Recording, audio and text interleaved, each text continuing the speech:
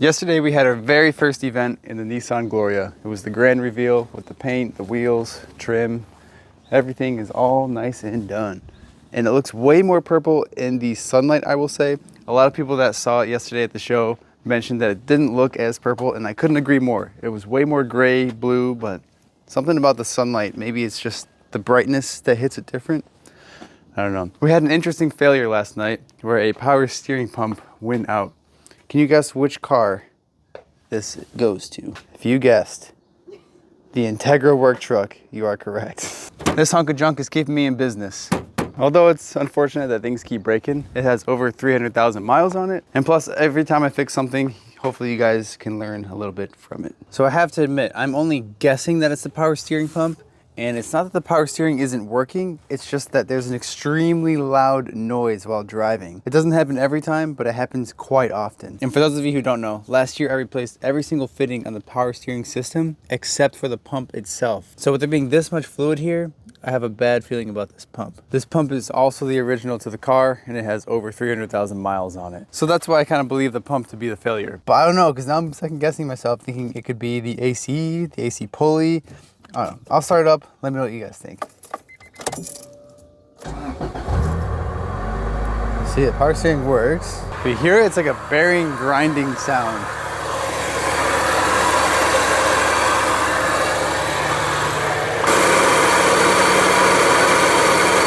I gotta be honest, when I put my ear to the valve cover, I heard something going on closer to the timing belt side. And then additionally, the power steering pump is making a bearing noise, so maybe I'll pop off the valve cover just to take a peek, make sure everything looks good. And since we have another pump, I guess we might as well throw that on too. Ooh. Visually, this looks totally fine. Don't see any issues. No signs of abnormal wear on the belt. Both cam seals look like they're in good condition. No strange wear on the cams. Now to reinstall this correctly, I'll have to clean up this gasket and reinstall the O-rings into the valve cover. I just wanted to mention the only reason I felt confident in taking off the valve cover in the first place was because I saw the blue. Blue means it's been replaced. It's not a factory color. This is a Felpro gasket, most likely, which are usually great quality. This one came off in a whole bunch of pieces, so yeah, I'm gonna need a valve cover gasket to proceed. And I'm also noticing the previous owner of this engine put RTV all the way around these half moons. If you're gonna put RTV on a valve cover gasket, you would only need to put it in the corners, which, I mean, they did that, but you don't need it up here as well. But I've never seen a gasket break off like this. Usually the Felpro comes off with no problem. Ooh, that's a good chunk. That's satisfying. Whew. Gone. We went ahead and got another gasket, and guess what? It's a Felpro as well. Felpro is good, don't get me wrong, but nothing beats OEM. Now to clean this up quickly, I'm just spraying some brake clean onto a rag and then directly onto the seam where the gasket's gonna sit. I didn't want to spray brake clean just onto the head. Then you can dry up your cam lobes, and that could cause some issues down the road. Let's press in a new gasket. You don't need to put any RTV on this.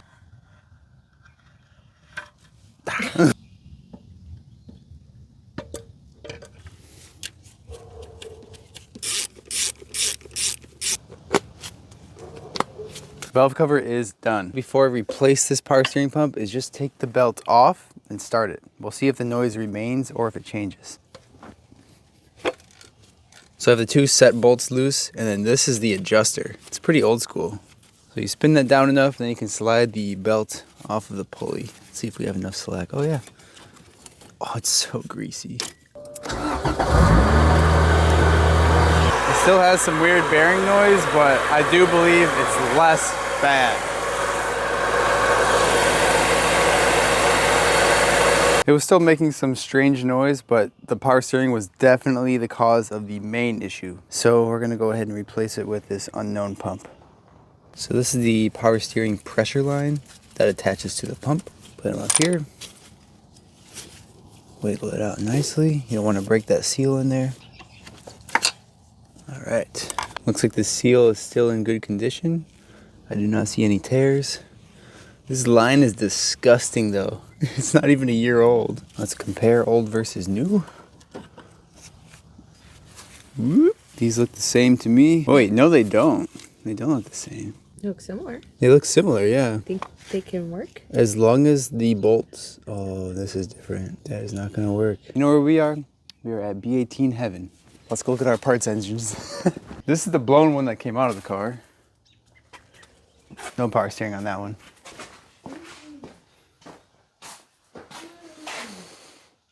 We gotta do some digging.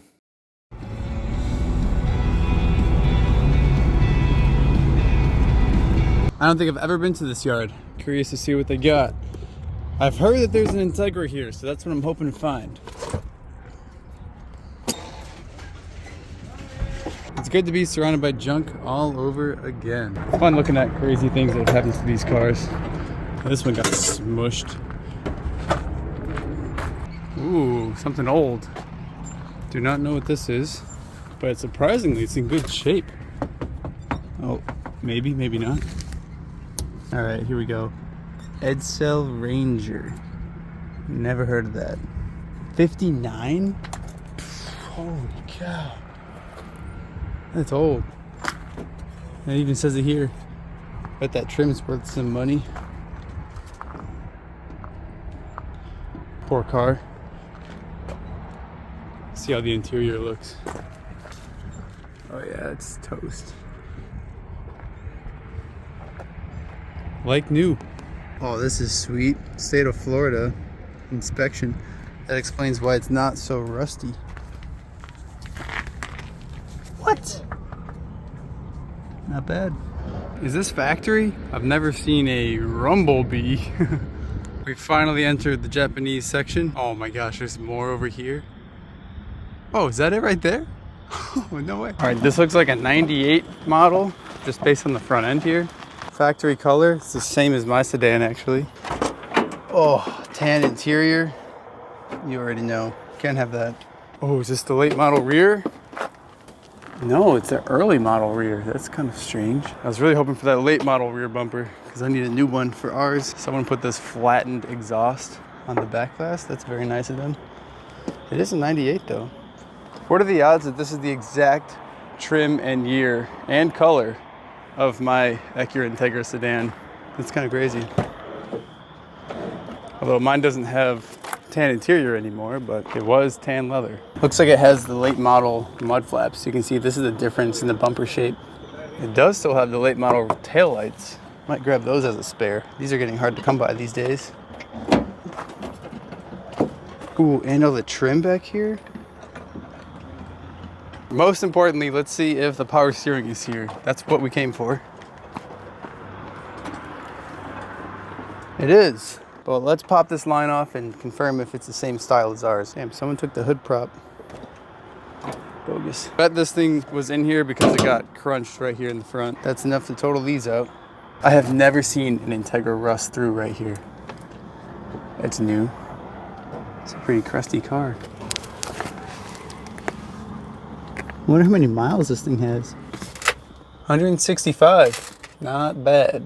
Someone destroyed this trim trying to grab it. This stuff is also hard to come by. So if you guys have been watching for a while, you'll know my Integra has a few other issues. This being one of them, the passenger door handle missing. It's kind of funny that this one has it too.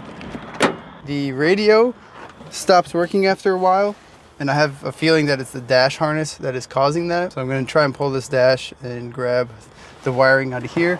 Also, only the driver's side window and the passenger rear window work in my Integra. So I'm going to try and grab the door harness out of this door if it looks okay. It looks like it's been messed with already, so I'm hoping nothing is snipped. Someone break into this thing? I don't know. But I will say the window amplifier is already missing, so that's not good. You never do know what you'll find in a junkyard, let alone an Integra. I don't know if I want to pick that up and put my fingerprints on that. ECU is already gone. Late model B18. Someone had a stizzy in here. Lost it. This is something I never noticed about the Integra Sedan, is that there's a bolster sticking out on the door panel. I'm not sure if this was an option or just a late model spec. Can't remember if mine have this or not, because either way on mine I swapped in early model black interior, so they're not going to have the bolsters either way. And it has the tweeters, so that's how you know it's late spec. This was already loose. Yes, same spec, centered hole, big bore. Looks like someone took off all the valve cover hardware I'm gonna pop it off and see what they saw. Oh, maybe not. Still a nut on here. Looks clean, actually. Bet this engine's good. Timing belt's good. Plenty of oil. Not the cleanest oil. Leave this for the next guy. The nice part about being in the junkyard is you can just snip the belts off. You don't got to worry about reusing them. Might need the bigger snips. Yeah, these guys. Now it's just 2 12s, the adjustment screw, and taking this hose off. Probably pull it off. Yep, empty. Every time I'm done using a tool at the junkyard, straight back in the bag. The best way to keep track of your tools and not lose them.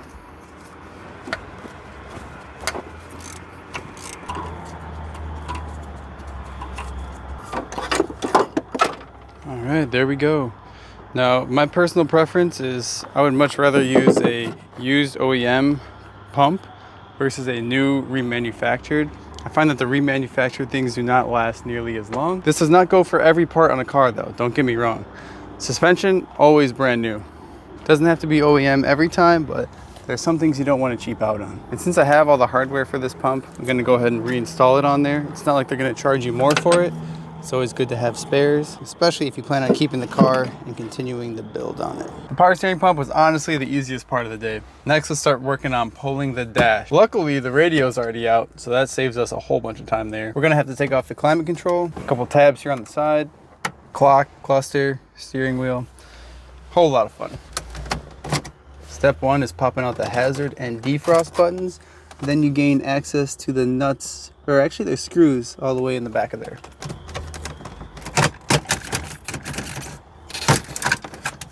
And just by looking at this, I can tell this plug has been removed before. So I don't know if just the climate control has been off, or maybe the whole dash has been off. I'm just hoping that this harness is in good condition, because we're gonna need all these plugs. All right, let's start taking off this bottom tray. And then there's 3 screws all the way in the bottom here. Another sub harness. All right, now we have these 2 exposed. And there's also 1 corner on each side. Luckily, someone did us a favor by removing the center console. So we can just pull this right out. Now we have our bottom dash bolt exposed.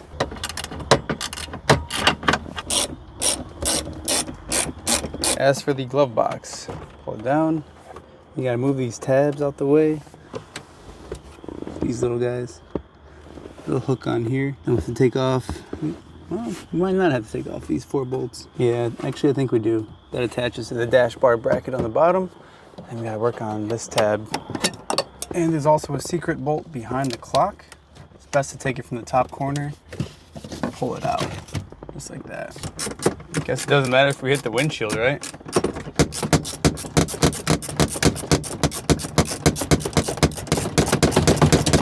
Everything on the right side and center is done. Let's work our way towards the driver's side.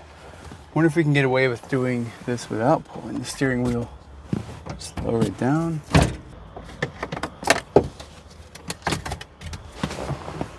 Now we gotta take out the cluster, 3 screws. Cluster is out, but we gotta unplug it from the back.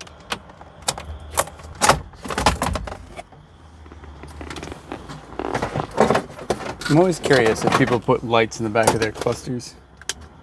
No, these are factory. But that is how you change the color of the background. Yeah, just factory. 3 bulbs, this is the 3rd factory. All right, now we should have another bolt exposed in here. Maybe not. Okay, so maybe we didn't need to pull the cluster after all. Oh well, we don't need that cluster anyways. Now this is a fun little piece right here. Does anyone know what this box does? There's 1 button on it too. It is the maintenance interval box. So basically you go into the dealership, you have your maintenance required light on, not the check engine light. After they do the oil change, you just hit this blue button. So it's a timer based on mileage or time. Pretty unique.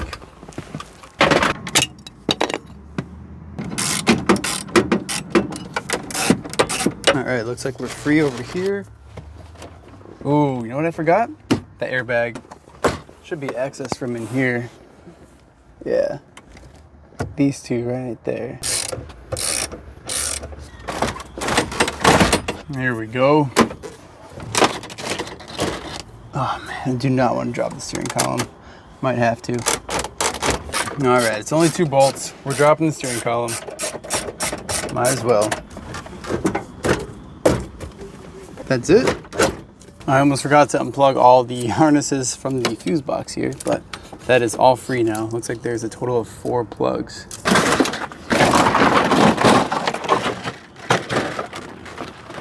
If you're worried about me destroying the dash, it's tan.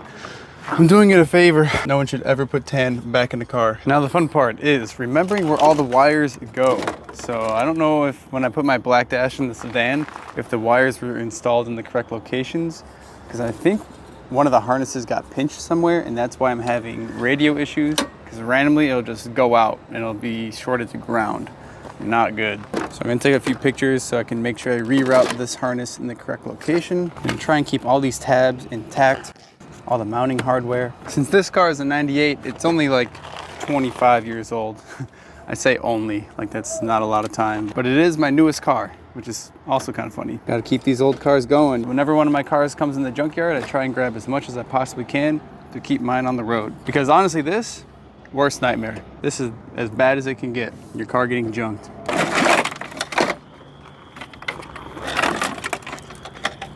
Ah, there we go.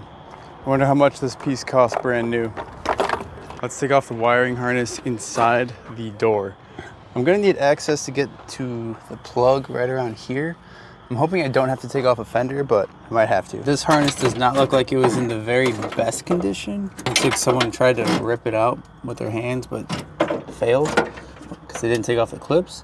But it's still in better condition, I hope, than mine. Basically, the issue that we're having is if a window does roll down, it won't always roll up. Again, only the driver's side and the passenger rear are the only ones that work fine. But as for the passenger window and driver rear, sometimes it won't roll up. And I found a fix that will make it go up. And that is just pushing my fingers right here and wiggling the harness. So what I think is I opened and closed the door so many times that the wires became brittle and broke internally. So hopefully this harness is still good.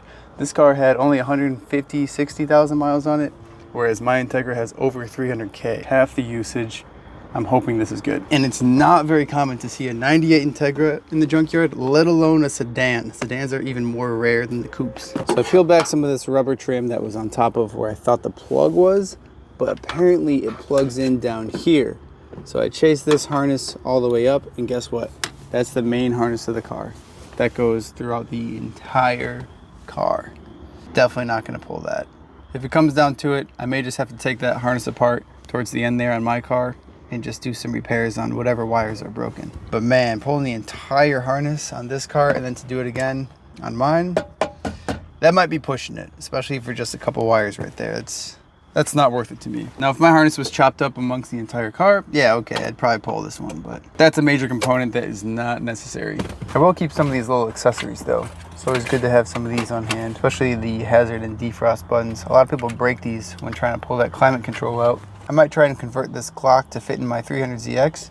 It's a common issue on the Zs to not have the clock working, and it's common for the Integra clocks to never stop working. I've never seen one fail, so if I can make this work, that'd be pretty sick. 98 sedan fuse box cover, can't go wrong there. I don't necessarily need this trim. Might just leave it for the next guy. I was gonna start pulling these taillights, but I just looked up the pricing. Man, they want over $40 for each one. That's insane. I still can't believe how high junkyard prices have gotten over the years. I guess it's mostly to prevent scalpers from just buying stuff super cheap and then flipping it right away. Quick tool check before we go walk around. Looking good. Got all my tools out of there already. All right, let's see what else this yard has to offer. I found this car pretty quick, so I didn't even look around yet. This all looks like regular traffic from Chicago. I will say there's a lot of Jeeps and Chryslers in this yard.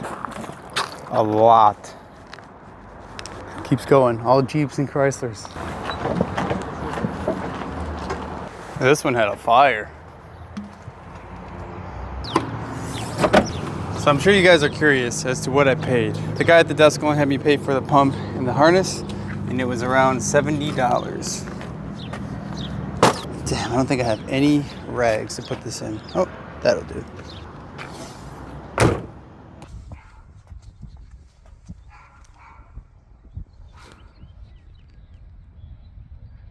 So I'm in the middle of doing some spring cleaning here, and I just got this horrible or great idea. I wonder how the R33 wheels will look on the Integra two-door. These guys right here. Before I throw these wheels on, I want to show you guys the difference between R33 wheels and G33 wheels. Can you tell? Other than the center cap, there are very minor differences. These are the G33s, these are the R33s. These are 17x9 plus 30. These are 17x9 plus 15. Each of these wheels only came in one spec, so there's no variance. Now there's two very simple ways to tell them apart. The first way is the gap between the spokes and the edge of the lip. You see just a fingertip, whereas the G33 wheel has more depth. Second, and this is the easiest way, is the engravings on the center here. These R33 wheels are forged from the factory. It also tells you the spec of the wheel, 17x9, 30. And then obviously the center cap. I'm not even sure if the Nissan caps will fit on here. Never confirmed. I guess I'll try that right now just to figure that out. The square center cap is way bigger than the R33 center cap. This is a Nissan cap onto the G33, fits right through it.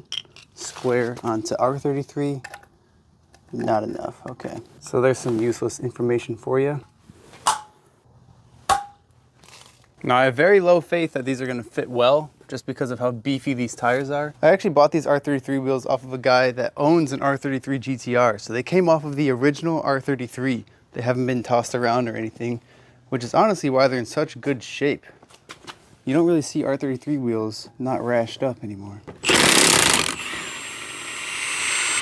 In case you're not familiar with this wheel, this is a JDM Integra Type R, a late spec. It's one of the two 5x114 variants that came on the Integra. Type R only, Japan only, late spec only.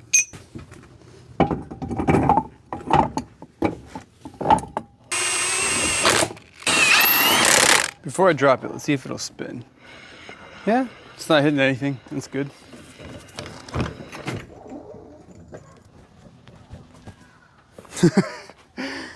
Oh yeah. If I was ever gonna run these wheels on this car, realistically I'd need an extremely small tire. Probably like a 205/40 at least to start off. But other than that, what do you think? I've always loved these wheels, but they look massive on the Integra. The sedan is back and we're gonna throw on the pump. Hopefully that makes it quieter. But I'm starting to think that maybe it's timing belt or bearing related, so eventually we're gonna have to swap that out. That's not gonna be done today. That's a big job on this car. Since I've already replaced this pump once in this video, I'll just get it done for you guys. The pump is on, and then guess what? It's still making the same noise. Now there's one thing we can quickly diagnose. It could possibly be the AC, which this belt is totaled, so we're just gonna go ahead and snip it off. Okay. That sounded crusty. Yeah, it did. All right, let's try that. If the noise doesn't go away, it's either the alternator or something internal to the engine, such as timing components. Dude, it was the AC. It's so quiet.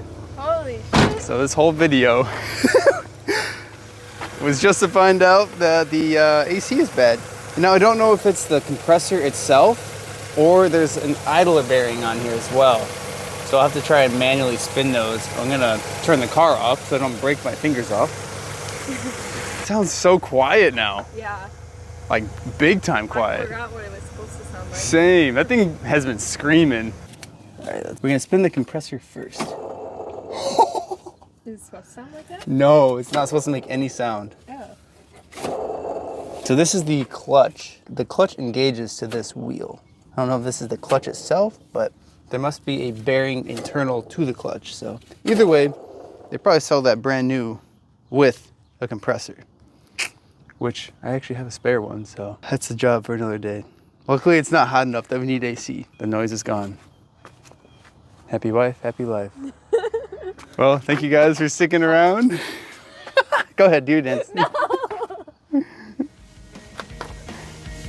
Don't forget to drop a like if you haven't already. Subscribe to see more. And see you in the next one. Peace.